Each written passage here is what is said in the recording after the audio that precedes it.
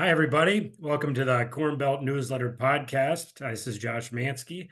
I have the honor today of having Senator Peter Welch of Vermont, who is a member of the Senate Ag Committee, on the podcast today. Senator, thanks for coming on. Well, I'm really happy to be on, but it's right after the Masters, and I was thinking you were going to get that green jacket. You were quite a golfer, I understand. I was at one point, Senator. Yes, I've had a couple of good friends playing that tournament. It's always been a ambition of mine to play in that event. Maybe still an option possibly if I win one of the big amateur tournaments. But yeah, Really? quite a I'll golf. be rooting for you. A lot of things have to happen right for that, but it's always a possibility. But Senator, for those that don't know you, can you tell them a little bit about yourself and the state of Vermont? Well, Vermont is a very rural state. It's actually one of the most rural in the union, and we've got a lot of farm activity there, a lot of ag. It's mostly dairy, but we got a lot of vegetable farmers, a lot of folks doing value-added agriculture. And I first went on the Agriculture Committee when I was elected to the state Senate, and that's decades ago. I'm not going to tell you how long. But I was, from a city, Springfield, Mass, and I served. When I first got to the state Senate, I wanted to be on the Ag Committee, and when I first got to the U.S. Senate, I wanted to be on the Ag Committee, and I'll tell you why. I really trust rural Americans. If you live in an agriculture community, it's about getting things done. It's about helping your neighbor. It's about community. It's not about arguing with each other about everything. And there's just a kind of civic pride and a can-do attitude. And what I've seen over the course of my lifetime is that folks in rural America are really, really smart. And the way I define smart, they figure out what needs to be done and they figure out how to get it done. So it's really kind of an anchor for me to be on the Ag Committee. It always has been. And get to know people who come from different political points of view than mine. We don't agree on a lot of things, but we agree on the importance of community. We agree on the extraordinary importance of agriculture for our well-being. And folks from rural America believe in service. So that's a little bit about me. I was in the state Senate, and now I was in the Congress House for 16 years, and it's my fourth year in the U.S. Senate. Awesome. Speaking of, you recently came to the Midwest and visited not only farmers from Iowa, but other states here in the Corn Belt. I was part of some of those discussions as well. Two questions on that. What did you learn, and what was your biggest takeaway?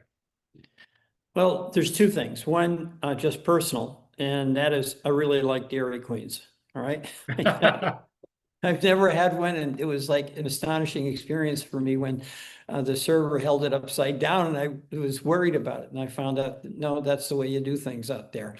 But the second thing, this is really, really interesting to me. When I was talking to folks in Iowa and in Nebraska, and it was a lot of folks in the ag community, of course, in rural Iowa, in rural Nebraska, as in rural Vermont, there are folks who were on the farm, but the ag community itself, the people who identify with it, see it as important. It's all kinds of people. They work in the equipment manufacturing, they might work in manufacturing, but it's the whole constellation of people doing different jobs that are related to the ag economy, sometimes directly and sometimes indirectly.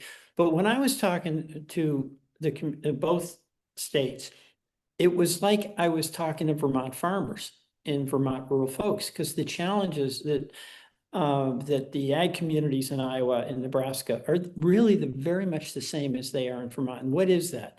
You've got farmers who are very good at what they do. They create, in fact, an immense amount of wealth. In Vermont, a lot of it's dairy. Up there, it's corn and soybeans and maybe some cattle.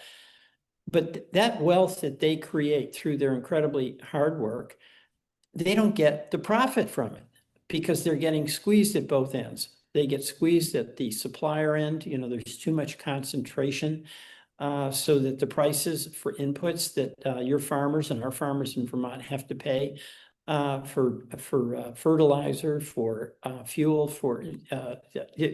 those costs are really high. And then the price they get for their product in Vermont dairy, let's say corn out there, you have no control over that price.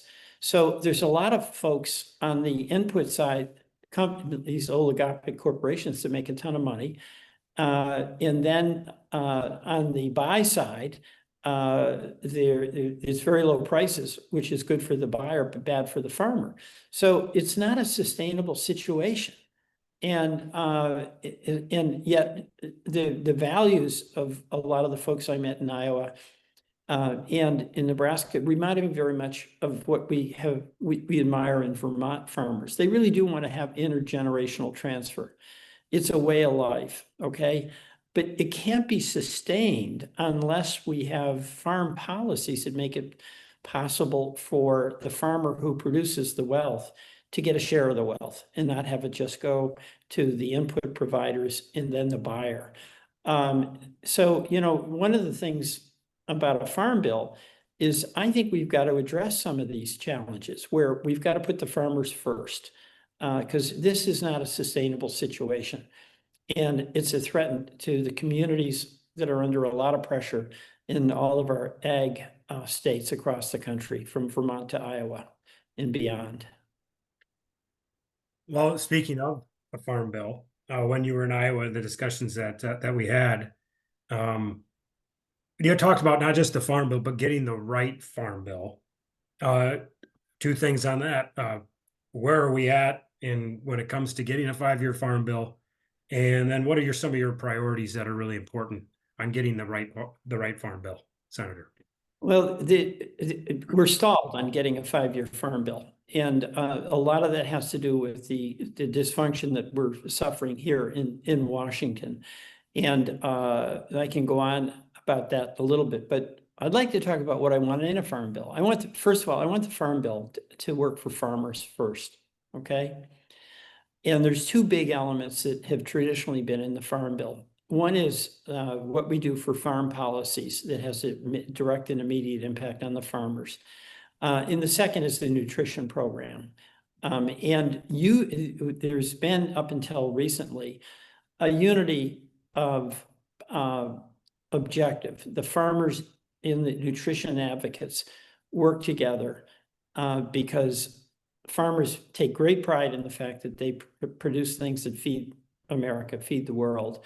And of course, there is a hunger problem in this country. I hate to say that, but it's getting worse, not better. So that unity that we've had allowed us, when I was in the House and part of the Ag Committee and we passed several farm bills, a lot of the votes we got were from urban Democrats and urban Republicans, okay?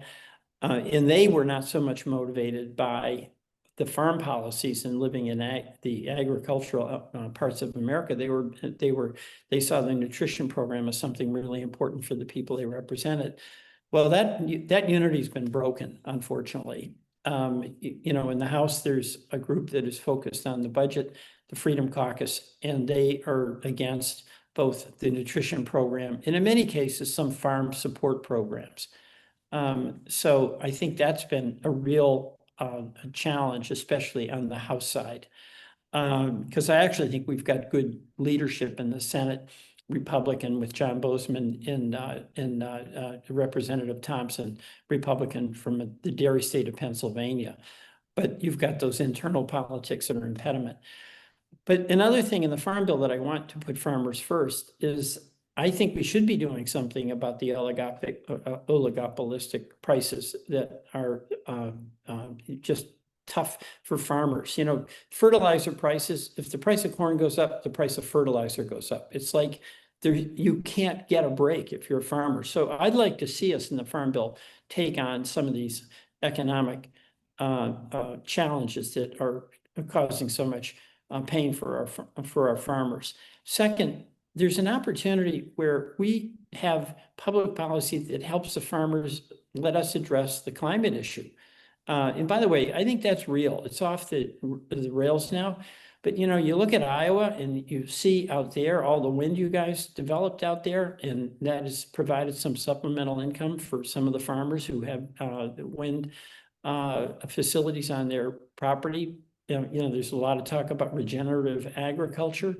And there's a lot of farmers who, that's an option they would really like to take advantage of. Well, we've got to have some provisions in the Farm Bill that make that possible.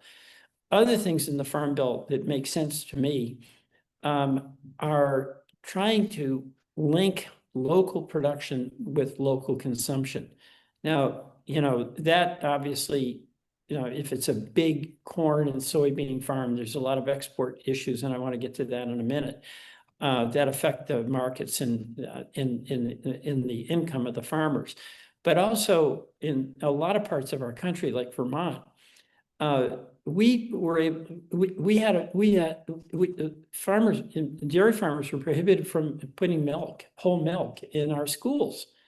And I work with colleagues here, bipartisan, to get the Whole Milk for Healthy Kids Act passed, where our Vermont farmers are so proud that they can take their product from their farm and it can go into schools and make kids be drinking good whole milk instead of soda. So, how do we have a farm bill that tries to, number one, have as its core element helping farmers keep doing what they're doing, and number two, to get policies that allow them to integrate what they're doing with the local food needs of the people in their community, and number three, to farm in a way that's sustainable and requires less input costs. So there's a variety of things I'd like to see us talking about. But the bottom line here has to be an acknowledgement that we need our farmers.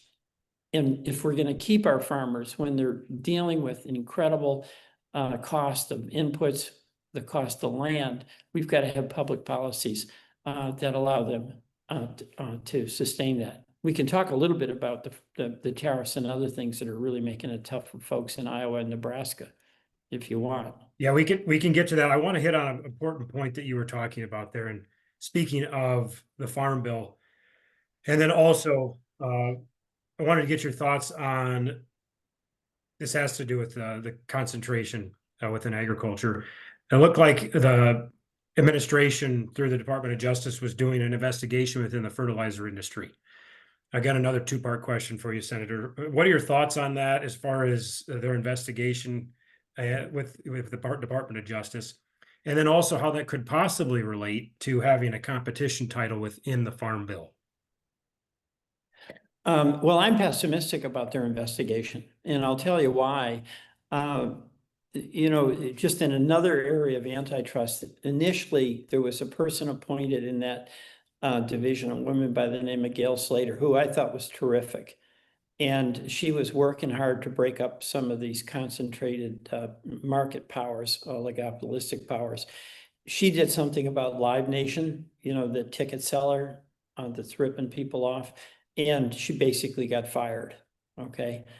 And if that happens with Live Nation, am I optimistic that this Justice Department is going to be aggressive towards the pricing power and how it's abused by some of the major chemical fertilizer operations that are so essential to the well-being of our farmers? I'm pessimistic about that. But I think that's got to be, as I say, I think that's got to be part of the Farm Bill. You just can't have the farmers doing all that work with all that skill, with all that effort, with all the uncertainty that they take on, and that's part of the farm life. What's the weather going to be? Right. And then be subject to the pricing power of the input providers. And I remember when I was out in Iowa, one of the farmers showed me a graph that showed as their prices went up, the cost of fertilizer went up. As the prices went down, the price of fertilizer went down. And it was like the fertilizer producers totally analyzing how much money they could make depending on what the price was, how much they could squeeze out of the farmer. So I'm pretty suspicious of that. And I think that's a pricing power abuse that we've got to step in and protect the farmer against. Again, with a competition title within the Farm Bill, would that be something that, at least in the Senate, and I guess in the House, would that be a mechanism that you guys could use in order to, I guess, look into this issue, or how would that work? No, the whole point pardon me, about antitrust is the very common sense recognition that we all have that if you have one supplier, they can name the price. And if you have many buyers and it's one seller, they name the price and you can't produce without fertilizer, let's say. So you get competition. And that's what our economy supposedly is based on, right? Then the competition means there is a free and competitive market. And then by having competition, you don't allow one producer or one input provider, basically the oligopolistic or monopolistic power to name the price you're going to pay. So competition, you have 4 gas stations on a corner, and each one of those gas station operators is looking at the price being charged across the street. And that competition means that there's going to be the market deciding what the price is as opposed to the gas station owner. And that should apply in agriculture so that we don't see our farmers getting totally ripped off. Do you think there's any chance of getting a competition title within the Farm Bill at all? Is there any appetite? Here's why I do have some hope, okay? This is not a red state, blue state deal. This is about fairness and opportunity for farmers, and they're getting squeezed and squeezed and squeezed. So whether you're in Vermont that went for Harris, or you're in Iowa that went for Trump, we want our farmers to have a shot. And if they're getting strangled because there is no competition, folks who voted for Trump or voted for Harris, they want to get some relief here. So that's what gives me some hope. And there is a tradition of bipartisanship. It's getting tougher, but the tradition of bipartisanship on the ag committees, because there's a connection that those of us who represent rural areas have. There's a bond there that is not just about who you voted for president. It's funny you say that. You beat me to one of my questions I had for you. Was it comes on with this dynamics of the Senate Ag Committee. It was what are the dynamics on the Senate Ag Committee, and historically that has been a place of strong bipartisanship. So does that still exist? That still does exist on that committee, is what you're saying? Well, I'll tell you where it does, but it's broken down somewhat. Okay, and I'll tell you where the tariffs. All right, these tariffs are nothing but peril for our farmers. And Iowa voted strong for Trump, and Nebraska did as well. But our farmers out there are the victims of an arbitrary decision by the president to impose these tariffs. So the tariffs have meant that we've lost the market that was available to our Iowa farmers to sell their soybeans to China.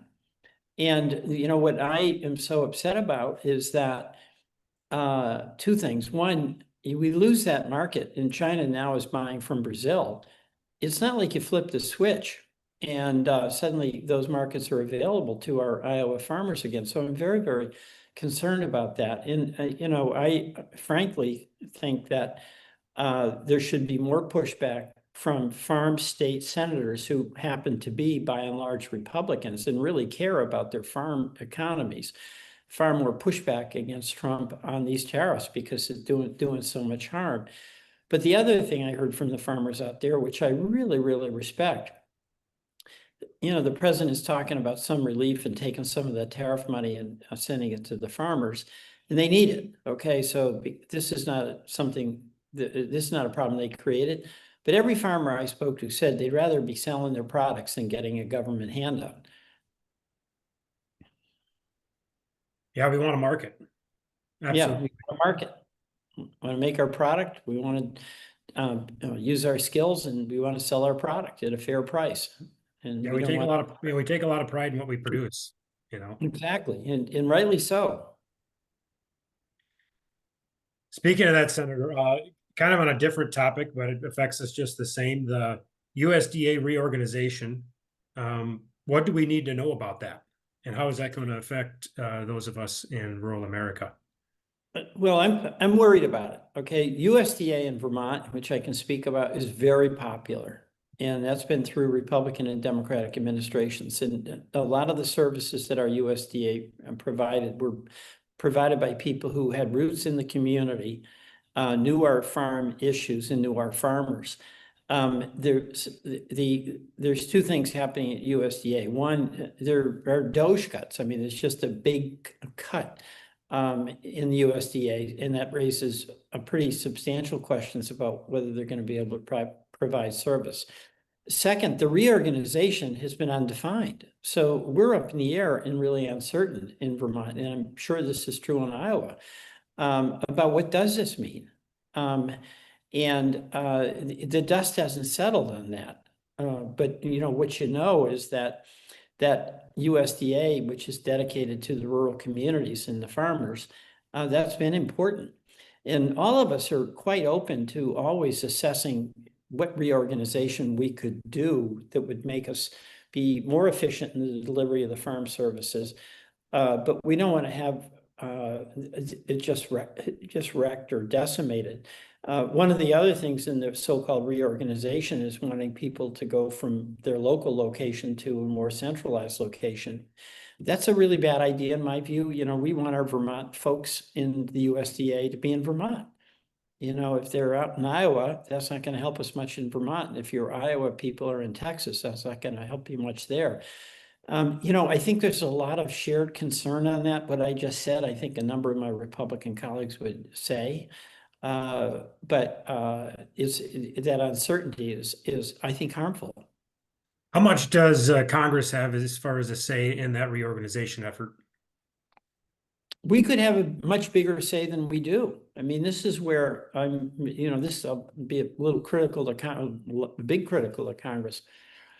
The Ag Committee has the capacity to write laws. And, if we're working in a framework that's normal, Congress writes the laws and the executive is the one for carrying them out. We've seen so much more use of executive authority, in my view, an abuse of it, overreach of it, like on tariffs. There's no authority for the president to impose these tariffs. But Congress has capitulated. Instead of us pushing back and say, hey, wait a minute, that's our job, not your job. And oh, by the way, this is really hurting our farmers in Iowa, and we don't like that. And I think Democrats and Republicans should say that together. Then the administration is going to get some pushback from people who were elected to represent Iowans and Vermonters on the things that are really important to them. Like, how do I make my farm survive? So I'm concerned about how much there's been a capitulation by Congress of its authority and excessive overreach of authority by the administration. And I think we've got to get that back because, when the farm economy is done well, you've had this coalition in Congress that was really based on the shared commitment Democrats and Republicans had to the agriculture communities they represented. So it wasn't a partisan deal. It was like there was a number of members of Congress in the House and Senate who just got it. They got what the farmers needed. They knew what they would work together to advance policies that serve the well-being of our farmers. When it gets to be a partisan deal, and I think on tariffs that's the case, a lot of my Republican colleagues know these tariffs are just murder on Iowa farmers and on Nebraska. And Frank, it's easy for me to say, I'll acknowledge that. But I think we've got to be together for those of us who care about rural America and saying, hey, wait a minute, these tariffs are a killer for us. Well, speaking of that bipartisanship, because most people, as we see how divided we are, I recently saw a forum that you did with Senator Kennedy out of Louisiana. And it seems like both of you have a lot of respect for one another and a really good working relationship. Can you tell me a little bit more about that relationship, and maybe as a little bit of a silver lining and hope of our elected officials being able to actually like each other and work together? Well, life's nicer when you get along with people, which is not to say you compromise your point of view, right? But you talk. And Senator Kennedy and I have really different political orientations. But I got to tell you, I want him to teach me how to speak Cajun. I mean, he has got a sense of humor. Um, and also, by the way, uh, we landed the same place on Christine Elm. We were both shocked at that $220 million advertising campaign of her being on a horse at Mount Rushmore. So both of us are kind of thrifty and didn't like that. But we have town meetings in Vermont, and I know you've got small communities in Iowa. And what you learn at those communities is that somebody that you didn't think you liked may be the one who pulls you out of the ditch. And, in Vermont, I remember I tell the story, at town meeting, we had a big fight about a budget issue and I lost. And the person who won, and I was upset with, that afternoon, I'm driving my son down to hockey practice, and who's the coach? And a really good coach, but the guy who just beat me up at town meeting. Okay. And it's like, there's a lot we can learn from each other and a lot we can contribute to each other. And it's a kind of thing in a rural setting where I've just noticed there's a lot of tolerance in rural America. Somebody that you didn't think you liked, and they may be totally different than you, and they're in important ways. But it's your neighbor, and you realize you can get along, and in a pinch, they'll help you out. And we're losing that a bit in Congress because of how partisan things are. But I think it was really enjoyable, that little interaction Senator Kennedy and I had. And then it's meant that on various things where we in fact do agree, we can work together. Oh, it was just really nice to watch you guys have a dialogue, right? You can Yeah, have differences of opinion, but you're kind of like, I can tell these two gentlemen respect one another's point of view. yeah, And after 5 o'clock, they go out and have a drink together, and it all right. went well. It gave me a little bit of a hope with the way things kind of are.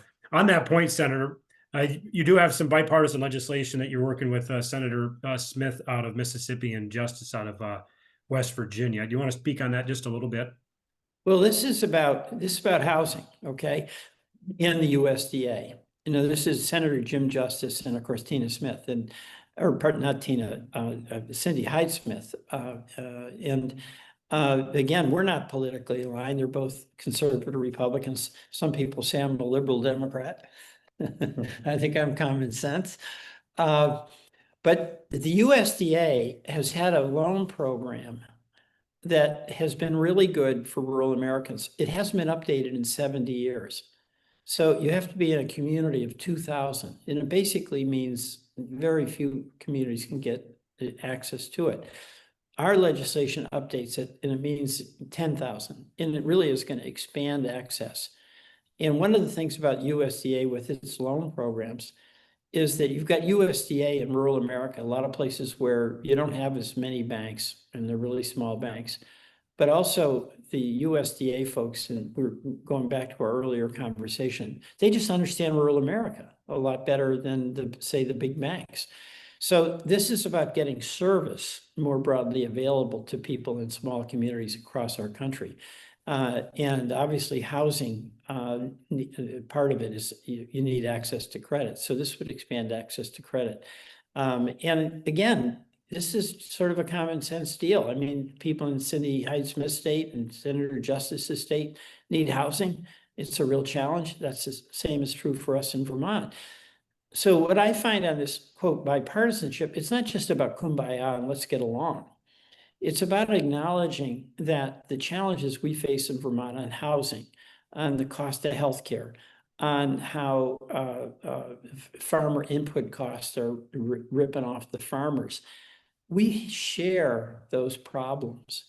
So if we acknowledge that those are shared problems, it can get us talking about a shared solution.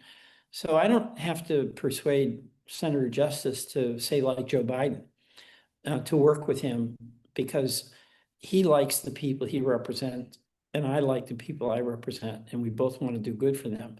So that's the reason why the bipartisanship, the working together is so important to me. It's the means by which we can be actually helpful to the people we represent.